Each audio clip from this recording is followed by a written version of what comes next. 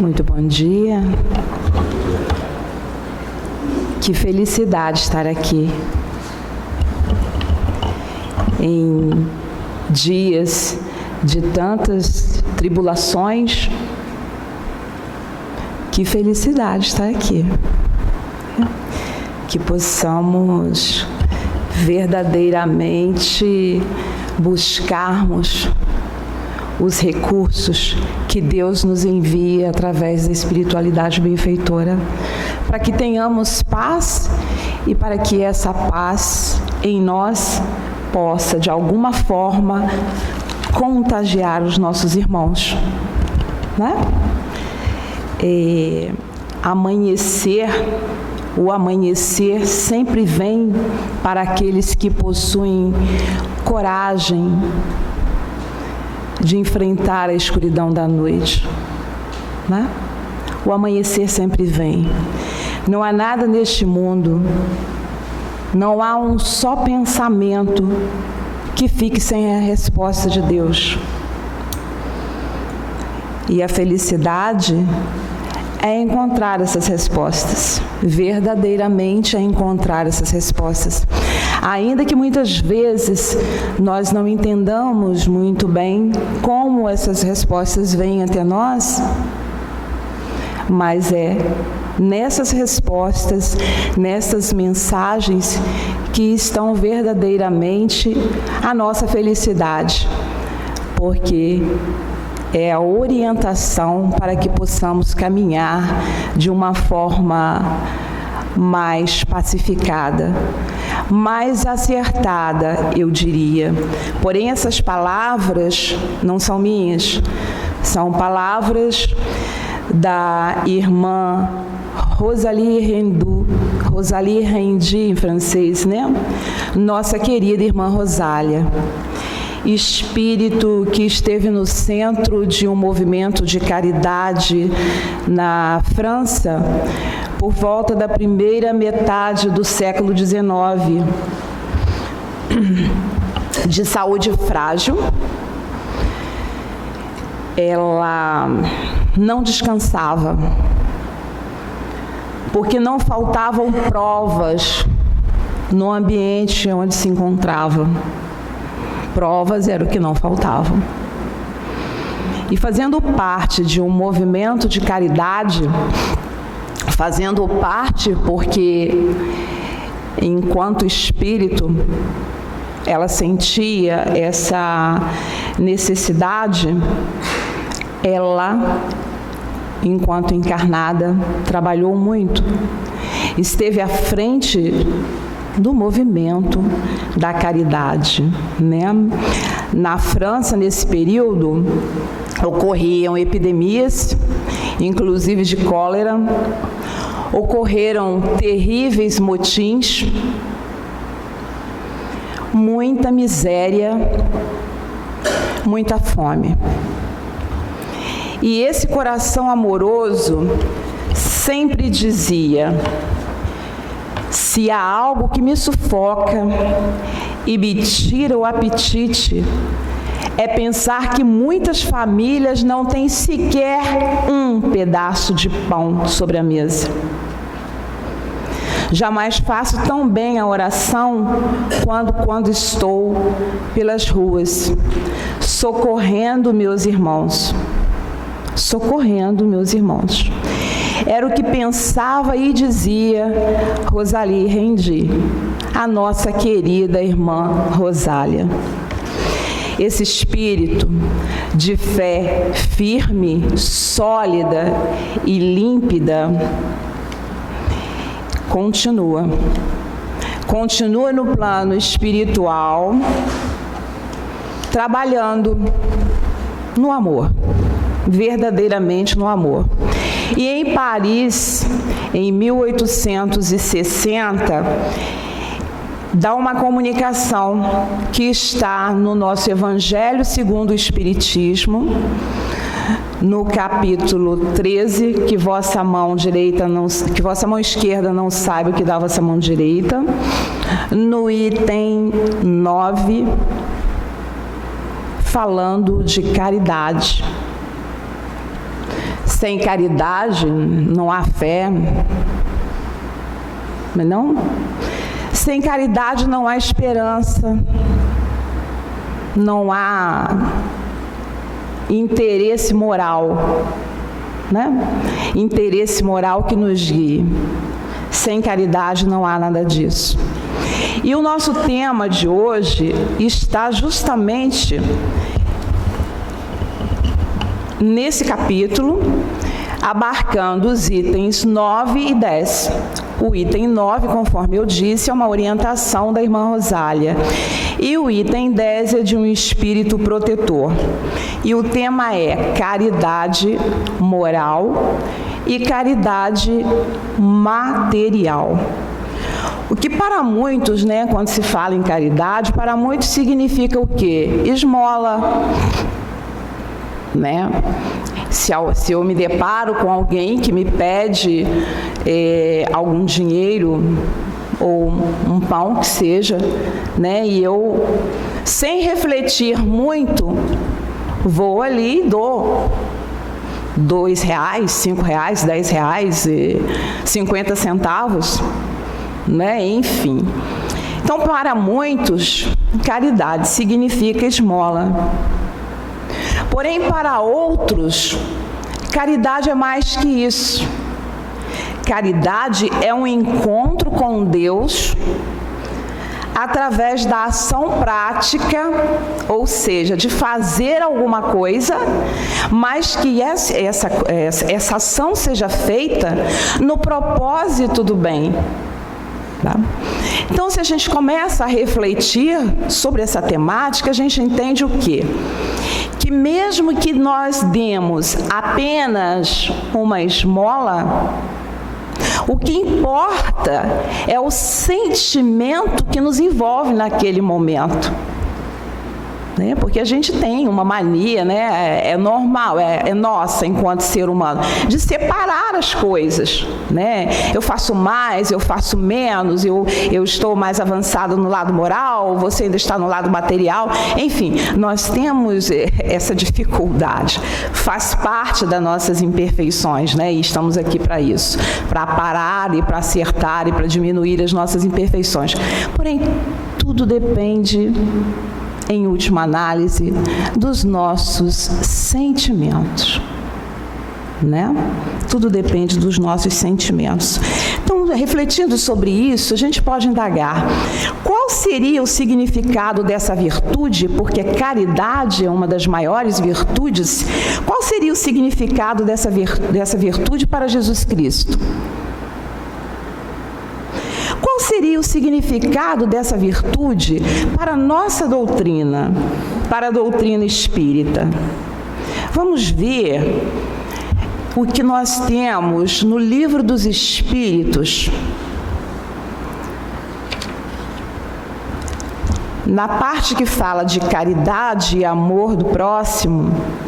Na questão 886, Kardec pergunta: qual o verdadeiro sentido da palavra caridade? Como entendia Jesus? E os espíritos respondem: benevolência para com todos, indulgência para com as imperfeições dos outros e perdão das ofensas. Sem essas três características, não há como exercitarmos a caridade. Como é que eu posso dar algo para alguém sem perdoá-lo? De que adianta eu dar uma esmola e sair falando lá, vai fazer isso ou vai fazer aquilo? De que adianta eu me incomodar tanto com as imperfeições do outro, se eu sou tão imperfeita? Onde está a minha caridade? Ou melhor, onde está a caridade? Porque se eu sou assim, eu não tenho caridade, né? Caridade envolve amor, E o sentido do amor é incondicional, é o amor ao próximo, é o amor pelos nossos semelhantes, né? O que envolve indulgência, renúncia, benevolência, o compartilhamento. Olha quanta dificuldade nós temos em compartilhar. Os pronomes que nós mais usamos, seja o pessoal, seja o pronome possessivo, né? Pronome possessivo. O eu, pronome pessoal reto, e o meu, pronome possessivo, né? É meu isso, meu aquilo, meu. Né? Então, enquanto eu estiver presa nessa forma de pensar, verdadeiramente eu posso, no máximo, dar esmolas. Mas eu não vou estar exercitando a caridade, né? Na questão 888 do Livro dos Espíritos, Kardec pergunta: que se deve pensar da esmola? E os espíritos respondem: condenando-se a pedir esmola, o homem se degrada física e moralmente, embrutece-se. Uma sociedade que se baseia na lei de Deus e da justiça deve prover a vida do fraco, sem que haja para ele humilhação. É algo para nós trazermos para uma reflexão muito íntima. Devemos prover a vida do fraco sem que haja para ele humilhação. Quantas vezes a gente vê situações assim chocantes, mas que precisam ser comentadas. Por exemplo, um filho que ao trocar a fralda de um pai ou de uma mãe idosa ou idoso, diz assim: olha só quanta caridade eu estou fazendo, olha só quanto trabalho você me dá, olha o meu esforço, olha o meu sacrifício. E não contente, muitas vezes até filma e sai divulgando: olha como eu sou bom. Que sentimento naquele momento passa no coração e na mente daquele idoso que está sobre um leito sendo trocado? Porque a vida é ação e reação, a gente sabe disso. Porém, se nós queremos nos melhorarmos, e a caridade faz parte do desenvolvimento de uma das maiores virtudes, nós precisamos entender que o fraco hoje é um, amanhã pode ser outro, inclusive nós mesmos. Prover ao fraco sem humilhá-lo, sem expô-lo, que vossa mão esquerda não saiba o que dá a vossa mão direita. Se formos destros, né? Se formos canhotos, é só fazer o contrário, né? Sem humilhar. A esmola, aí eles continuam: sem que haja para ele humilhação. Deve, né, os espíritos respondendo quando Kardec pergunta o que pensar da esmola, deve assegurar a existência dos que não podem trabalhar, sem lhes deixar a vida ao mercê do acaso e da boa vontade de alguns. Porque é outra situação muito complexa que a gente tem, né? Nós achamos muitas vezes que as pessoas estão passando por determinadas necessidades porque precisam, porque são devedores. Então é melhor a gente não fazer nada para melhorar a situação delas. Deixemos-las sofrerem. né? Nós temos cometemos esse equívoco ainda. Então, a esmola também é um ato de caridade que se faz uma pessoa necessitada. Muitas vezes até para se livrar do incômodo. Quantas vezes a gente doa pura e simplesmente para se livrar daquela pessoa que está nos pedindo, sem que ali esteja envolvido nenhum sentimento. Geralmente as pessoas que chegam ao estado de constrangimento de sair pedindo estão passando por situações muito complexas que nós só olhamos pelo lado menos bom, né? Nós olhamos como um irmão infeliz, um irmão carente, um irmão altamente devedor da lei, mas nós esquecemos que ali pode estar um irmão que está espiando ou dando conta da sua prova, né?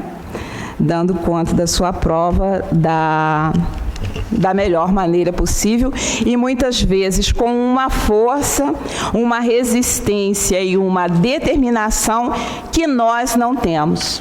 Então, nós entendemos que para sermos caridosos, nós precisamos trazer em nossas ações essas 3 características. Benevolência para com todos, que é a universalidade da bondade, ou seja, não podemos escolher quem merece mais ou quem merece menos a nossa boa vontade, né? Como diz aquele ditado popular, é fazer o bem sem olhar a quem, né?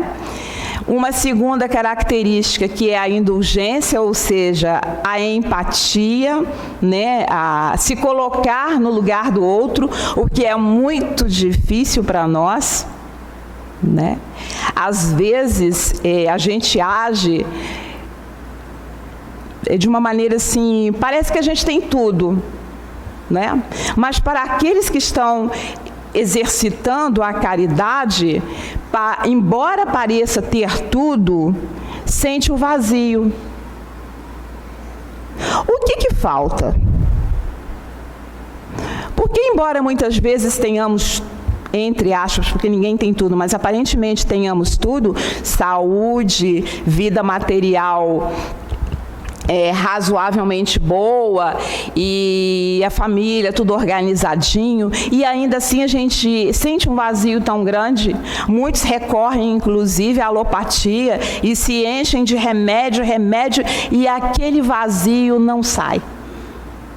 O que falta? O que precisa ser preenchido? Emmanuel diz que talvez o que falte seja a alegria do outro. Talvez esse vazio em nós possa ser preenchido quando ajudarmos a prover a alegria do outro. Terceira característica, o perdão. Perdão é pura caridade, não é não, gente? Perdão é pura caridade. Para com o outro e para conosco mesmo. Porque de perdão estamos todos necessitados. Todos nós, né? Ou não? Observamos então que caridade se trata de algo bem maior que a oferta de bens materiais, né? É a caridade moral. É a caridade moral. É aquela que vai, aquele sentimento, aquela vontade que nos impulsiona a ir buscar o nosso irmão necessitado. Quem é nosso irmão necessitado?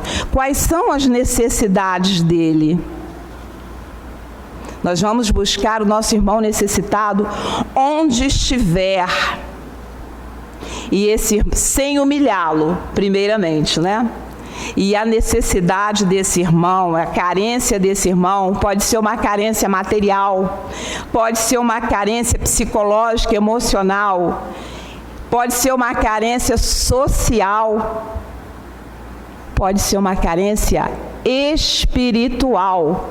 Não importa. Importa é que se eu me deparei com aquele irmão, de alguma forma eu identifiquei a necessidade dele, cabe a mim exercitar a caridade prática, ou seja, ajudá-lo da forma que eu puder.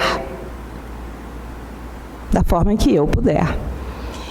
E só fazendo um adendo aqui, eu não sou um espírito que ainda tenha conquistado a caridade, essa virtude, embora busque exercitá-la, né, para ver que se aprendo. Ontem, quando eu saí daqui do Evangelho, ontem à noite, eu falei assim para o meu marido, olha só, para no mercadinho ali, que precisa, eu sempre falando de história de supermercado, né, não sei por que isso. Para no mercadinho, porque acabou o leite. Ele, só? Eu falei, não, é um biscoitinho também. Um goiabinha, com vontade de comer uma goiabinha. Aí ele, tá bom, minha filha, parou no supermercado. Aí eu falei assim, você fica aí. Ele, eu falei assim, você fica aí, porque entra goiabinha, chocolatinha e por aí vai, né? Aí entrei, comprei o leite, o goiabinha, não estou falando a marca, então tá tudo bem, né? Chocolatinha, parará. Quando eu estou no caixa, a moça do caixa falando, muito aflita, com o esposo no telefone, ela está grávida, o esposo embarcado, e ela falando, e eu parei. E olha, gente, se tem uma virtude que, graças a Deus, eu já conquistei, é que eu não sou fofoqueira. Não sou, assim, não tenho vergonha de dizer, esse problema eu não tenho mais. E aí, mas eu parei para ficar ouvindo a conversa dela, eu sabendo, sabe, já eram quase 10 horas da noite, meu marido no carro, sozinho, eu já fico preocupada, e eu não conseguia sair do lugar escutando a conversa da menina.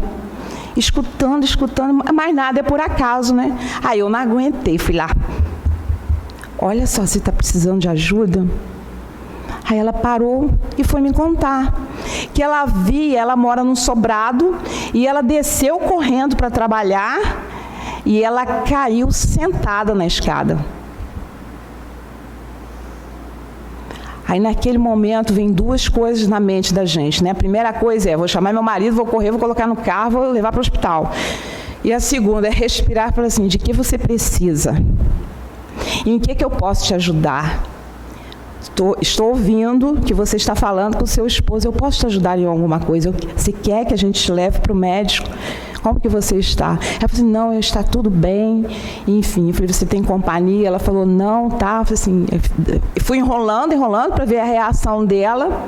Mas naquele momento, observei que ela estava resistente a ir para o médico. O que me coube? Olhar para aquela barriga e fazer uma prece. Não tenho mérito nenhum para fazer prece por ninguém, mas eu posso pedir a Deus para me ajudar, né? Para interceder por aquele coração e por aquele bebê. Né? Então, a caridade nós podemos exercer de várias formas.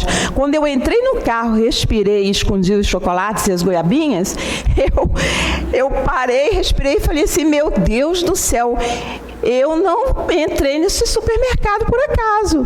Graças a Deus eu tinha acabado de sair daqui, da casa de Dr. Herman. Então, embora eu não tenha muito mérito, mas a gente acaba sendo direcionado, né? E hoje eu vou procurar saber como ela está e se ela precisa de alguma coisa. Então a gente precisa, né, nós todos somos precisados de um entendimento muito importante.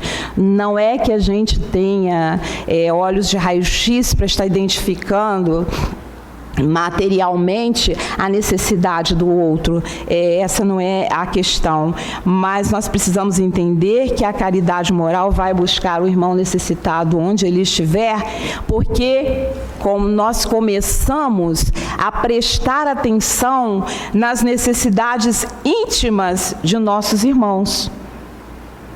E isso só ocorre se nós prestarmos atenção. Não é para sair por aí ouvindo conversa dos outros. Mas se o nosso sentimento naquele momento é um bom sentimento e algo nos orienta a parar e ouvir, nós não estamos ali por acaso. Precisamos prestar atenção, porque nós vivemos correndo tanto que nós estamos muito voltados para nós, para a nossa família, para as necessidades que estão intimamente ligadas a nós, materialmente falando, e esquecemos dos nossos irmãos que estendem a mão para nós, muitas vezes não literalmente a mão, mas estende um olhar,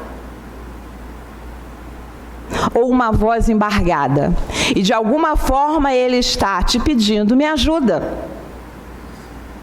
E a gente esquece disso, né? E acabamos resolvendo apenas os nossos problemas, né?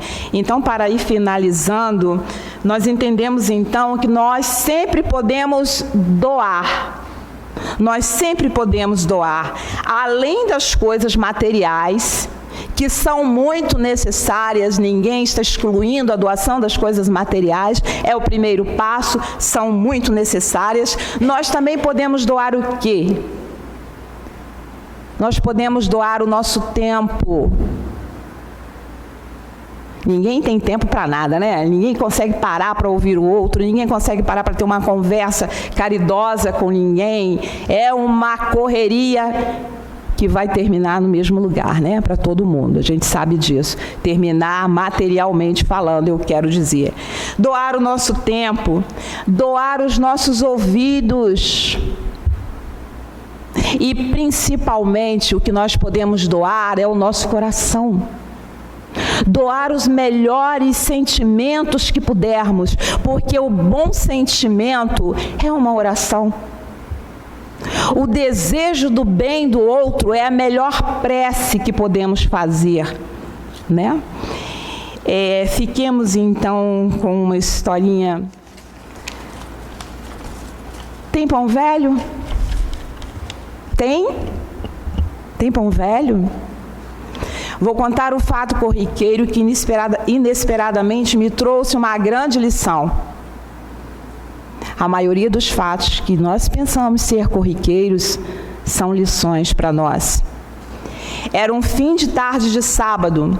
Eu estava molhando o jardim da minha casa quando fui interpelada por um garotinho com pouco mais de 9 anos dizendo: Dona, tem pão velho? Essa coisa de pedir pão velho sempre me incomodou, desde criança. Olhei para aquele menino tão nostálgico e triste e perguntei: onde você mora? Depois da ponte, respondeu ele. Bem longe, hein? Mas eu tenho que pedir as coisas para comer, dona. Você está na escola? Não, minha mãe não pode comprar material. Seu pai mora com vocês? Meu pai sumiu, dona. E o papo prosseguiu, até que disse: vou buscar o pão. Serve pão novo? Não precisa, não. A senhora já conversou comigo. Essa resposta caiu em mim como um raio. Tive a sensação de ter absorvido toda a solidão e falta de amor daquela criança, daquele menino de apenas 9 anos, já sem sonhos, sem brinquedos, sem comida, sem escola, sem família, eu diria. Tão necessitado de um papo, né? Tão necessitado de ouvidos, tão necessitado de uma conversa amiga. Que poder mágico tem o gesto de falar, que poder caridoso tem o gesto de ouvir. Ouvir com amor, ouvir sem repreender, só ouvir. Porque às vezes tudo que o outro precisa é falar. Alguns anos já se passaram e eu continuo, e alguns anos já se passaram e as pessoas continuam pedindo pão velho na minha casa e eu dando pão novo. mas procurando, antes de compartilhar o pão das pequenas conversas, o pão dos gestos que acolhem e promovem. Este pão é o pão do amor, e o pão do amor não fica velho, porque é fabricado no coração de quem acredita naquele que disse, eu sou o pão da vida. Verifiquem quantas pessoas estejam esperando uma só palavra. Prestem atenção naquelas pessoas que te pedem pão, porque muitas vezes o pão é o pão do amor. Trabalhemos pela nossa redenção, oferecendo o pão do amor aos outros. Que assim possa ser. Graças a Deus.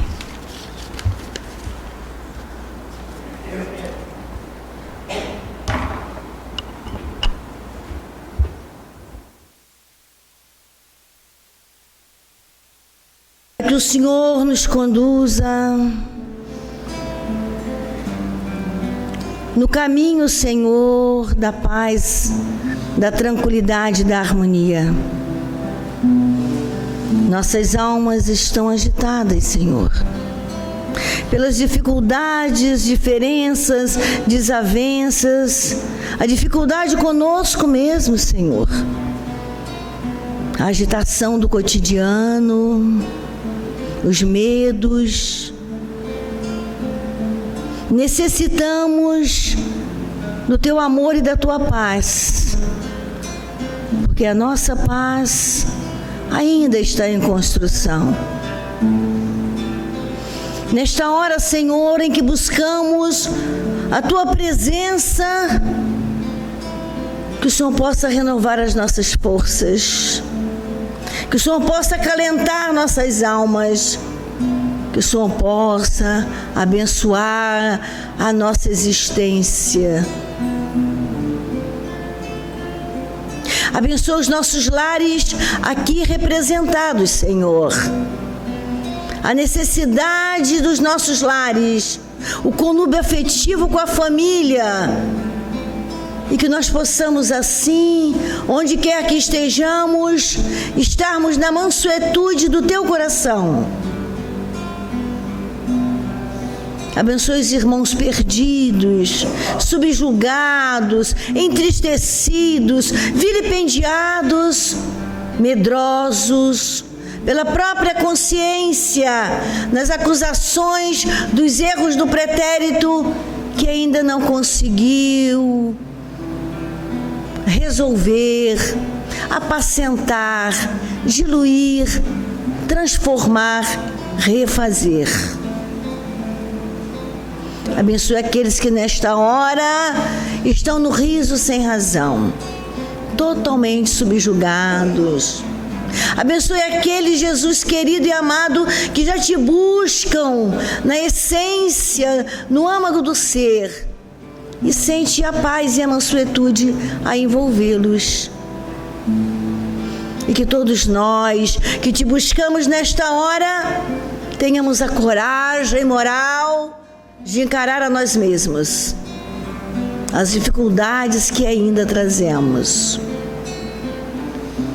Protege aqueles outros, Senhor, todos que estão nos hospitais, nos centros cirúrgicos e UTIs, enfermarias, alas particulares, aqueles que estão ao relento, aqueles que estão desencarnando por agora e que desencarnaram recentemente, aqueles que chegam para mais um aprendizado na Terra. Abençoe os dias de feriado, o carnaval, a alegria verdadeira, o lado bom de estarmos junto com a família, de estarmos viajando, de estarmos descansando um pouco das labutas do cotidiano.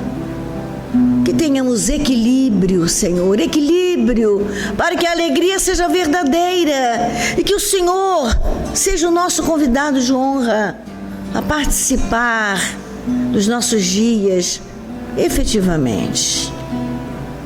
Permita, Senhor, que aqueles que estão nos seus desequilíbrios possa encontrar um ponto de apoio naquele próximo, mais próximo, e que renove as suas ideias no sentido positivo.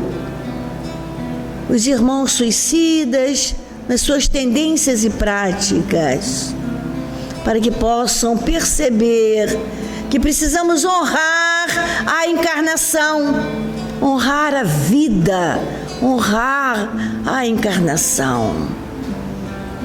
Abençoe a todos que se deixam levar pela carne nada vale, se comprometendo ainda mais, fugindo, mas que tem que retornar ao ponto de origem para refazer a vida. Protege nossas angústias, as nossas dores, para que possamos, frente a frente, estarmos aliviando, desconstruindo, renovando as ideias. Para as mães aflitas, os filhos aflitos, os casais desalinhados, os lares desajustados e tristes, bênçãos especiais. E a todos nós, Jesus, que te buscamos nesta hora, na certeza do seu alento, do amparo, da proteção, do carinho, a força do espírito, a força da alma e a certeza que é caminhando, renovando as ideias, tendo a alegria de viver e servir ao teu coração, que vamos nos fortalecer, Senhor, para os desafios do cotidiano. Fique com todos nós, em nossos corações, abençoando-nos, fortalecendo-nos, caminhando conosco. Nos conduza, Senhor, a programação que fizemos, mas com equilíbrio, com amor no coração, com respeito mútuo, aproveitando, Jesus, a oportunidade do repouso. Fique com todos nós, em nossos corações, hoje, agora e sempre, graças a Deus, que assim seja.